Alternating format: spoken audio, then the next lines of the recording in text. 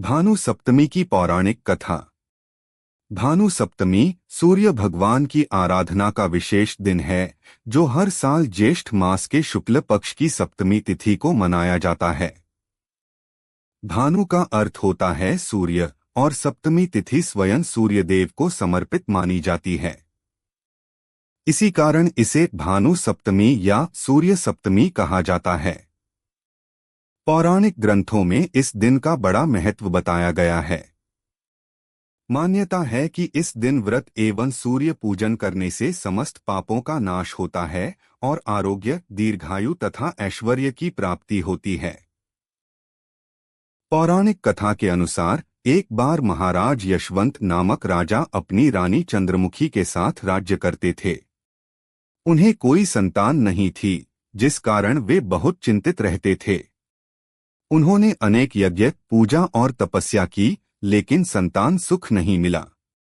अंततः उन्होंने महर्षि कश्यप से परामर्श लिया।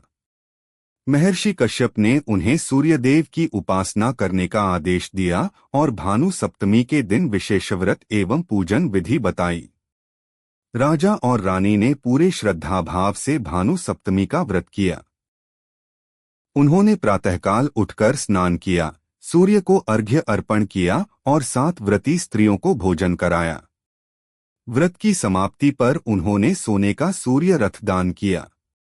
उस दिन से रानी चंद्रमुखी के गर्भ में संतान आई और समय पर उन्होंने एक तेजस्वी पुत्र को जन्म दिया। वह पुत्र बड़ा होकर एक पराक्रमी और धर्मनिष्ठ राजा बना।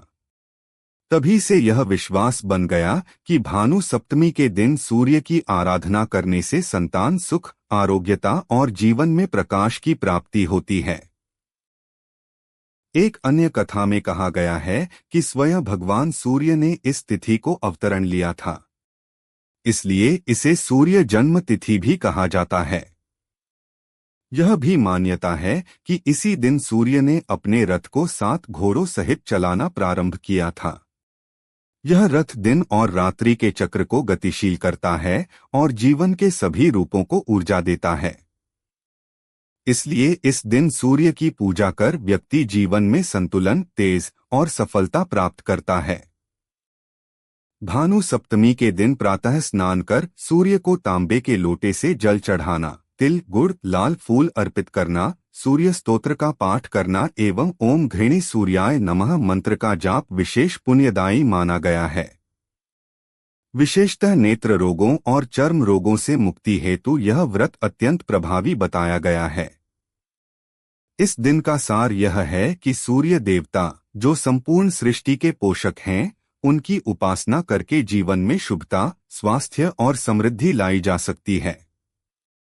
भानु सप्तमी व्यक्ति को ऊर्जा, आत्मबल और तेज प्रदान करने वाला पवित्र दिन है। भानु सप्तमी की दूसरी कथा। समस्त चराचर जगत को प्रकाश और ऊर्जा देने वाले सूर्य भगवान को समर्पित कई पर्व मनाए जाते हैं। उन्हीं में से एक है भानु सप्तमी।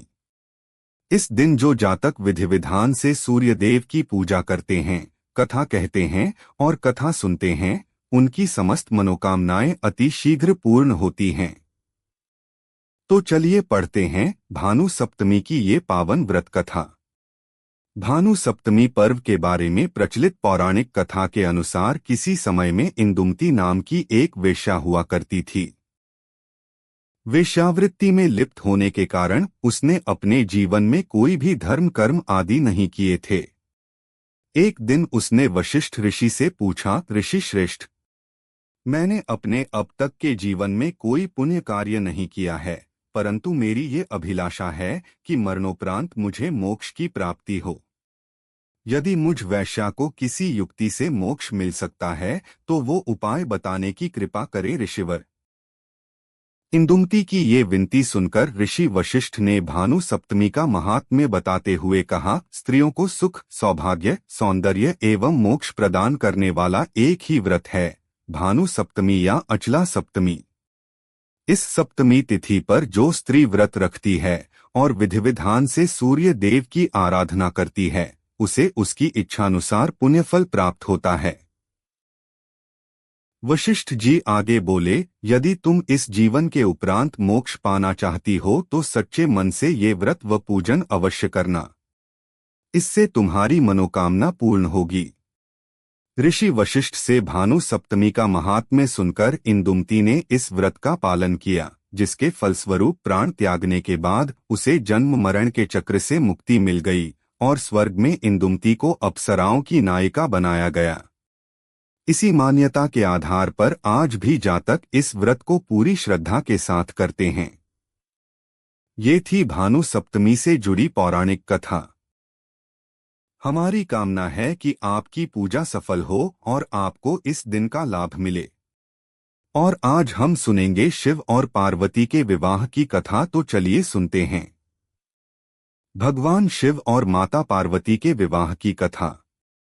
भगवान शिव और माता पार्वती का विवाह केवल एक दैवी घटना नहीं, बल्कि भक्ति, तपस्या, संयम और सृष्टि संतुलन का अद्भुत प्रतीक है।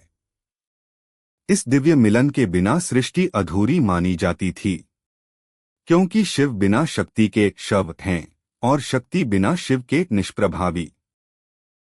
यह कथा बताती है कि जब भक्ति और प्रेम सच्चे हों तो परम ब्रह्मा भी अपने भक्त के समर्पण से बंध जाते हैं। प्रथम जन्म में माता पार्वती दक्ष प्रजापति की कन्या सती के रूप में जन्मी थीं। सती ने भगवान महादेव को पति रूप में प्राप्त किया, परंतु उनके पिता दक्ष शिवजी का अनादर करते थे। एक बार दक्ष ने एक भव्य यज्ञ किया, परंतु उसमें शिवजी को आमंत्रित नहीं किया। सती बिना बुलाए वहां पहुंची और जब उन्होंने अपने पति का अपमान होते देखा तो वेदना से व्याकुल होकर यज्ञकुंड में स्वयं को भस्म कर लिया। यह देखकर भगवान शिव क्रोधित हो उठे। उन्होंने अपने वीरभद्र को उत्पन्न किया, जिसने दक्ष का यज्ञ भंग कर दिया। इसके बाद शिवजी संसार से विरक्त होकर गहन तपस्या में लीन हो गए। कालांतर में सती ने हिमवान राजा और रानी मेना के घर पार्वती के रूप में जन्म लिया। बचपन से ही पार्वती को यह ज्ञात था कि वे भगवान शिव की अर्धांगिनी बनने के लिए जन्मी हैं। वे शिवजी की सेवा करने और उनका हृदय जीतने के लिए गहन तपस्या में लग गईं। उन्होंने वर्षों तक कठोर व्रत और उपवास किए, कभी पत्तों पर, कभी जल पर और अंत में वायु पर जीवित रहकर शिवजी को प्रसन्न करने का संकल्प किया। देवता भी उनकी भक्ति देखकर विस्मित थे। देवताओं को चिंता थी कि शिवजी के विरक्त रहने से सृष्टि का संतुलन बिगड़ जाएगा। उन्होंने कामदेव को भेजा कि वे शिवजी के ध्यान को भंग करें। कामदेव ने पुष्प बाण चलाया, परंतु जब शिवजी को इसका आभास हुआ, उन्होंने अपनी तीसरी नेत्र की ज्वाला से कामदेव को भस्म कर दिया। फिर उन्होंने अपनी तपस्या पूर्ण की और पार्वती की भक्ति का अनुभव किया। उन्हें ज्ञात हुआ कि यही सती का पुनर्जन्म है। भगवान शिव ने पार्वती की परीक्षा लेने के लिए एक साधु का रूप धारण किया और कहा, कन्ये, शिव तो विरक्त, भस्मधारी और निर्गुण हैं, तुम जैसी सुंदरी उनके योग्य नहीं। पार्वती मुस्कराईं और बोली, महर्षि, शिव ही मेरे आराध्य हैं। वे न केवल भस्मधारी हैं बल्कि ब्रह्मांड के स्वामी भी हैं। शिव प्रसन्न हो गए और अपना वास्तविक रूप प्रकट किया। उन्होंने माता पार्वती को वरदान दिया, हे देवी, अब समय आ गया है कि हम पुनः मिलें। यह विवाह सृष्टि के संतुलन का प्रतीक बनेगा। देवता और ऋषिगण अत्यंत प्रसन्न हुए। सभी ने मिलकर विवाह की तैयारी आरंभ की। हिमालय पर्वत को सजाया गया। ऋषिमुनि, देवता, गंधर्व, अप्सराएं सभी निमंत्रित हुए। भगवान विष्णु और ब्रह्मा स्वयं उपस्थित हुए। विवाह की शोभा अपरंपार थी। जब शिवजी बारात लेकर चले तो वह अद्भुत दृश्य था। उनके वाहन नंदी बैल थे, गले में सर्पों की माला, शरीर पर भस्म, सिर पर अर्धचंद्र और संग में भूत प्रेत, योगी गण और देवता। हिमवान और मेना देवी पहले तो भयभीत हुए, परंतु पार्वती मुस्कराईं और बोली, यह वही महादेव हैं जो त्रिलोक के स्वामी हैं, जिनकी लीला अगम्य है पर हृदय प्रेम से भरा है। ऋषियों ने वेद मंत्रों से विवाह संपन्न कराया। अग्नि देव को साक्षी बनाकर शिव पार्वती ने सप्तपदी ली। देवताओं ने पुष्प वर्षा की। गंधर्वों ने गान किया, अप्सराओं ने नृत्य किया। विष्णुजी ने कन्यादान किया और ब्रह्मा ने मंत्रोच्चार किया। विवाह के बाद देवताओं ने कहा, अब सृष्टि में पुनः संतुलन और शक्ति का संचार होगा। शिव पार्वती विवाह संयम, श्रद्धा और भक्ति का प्रतीक है। माता पार्वती ने यह सिद्ध किया कि सच्चा प्रेम केवल रूप नहीं, तप और त्याग से मिलता है। शिवजी ने यह दर्शाया कि शक्ति के बिना शिव अधूरा है और शिव के बिना शक्ति निष्क्रिय। उनका मिलन संसार को यह संदेश देता है, जहाँ प्रेम में भक्ति हो और भक्ति में धैर्य, वहाँ सृष्टि भी झुक जाती है। भगवान शिव और माता पार्वती का विवाह भक्त और भगवान, शक्ति और शिव, प्रकृति और पुरुष के मिलन का प्रतीक है। शिव बिना शक्ति शून्य है और शक्ति बिना शिव अंधकार है। दोनों का संग ही सृष्टि का सार है।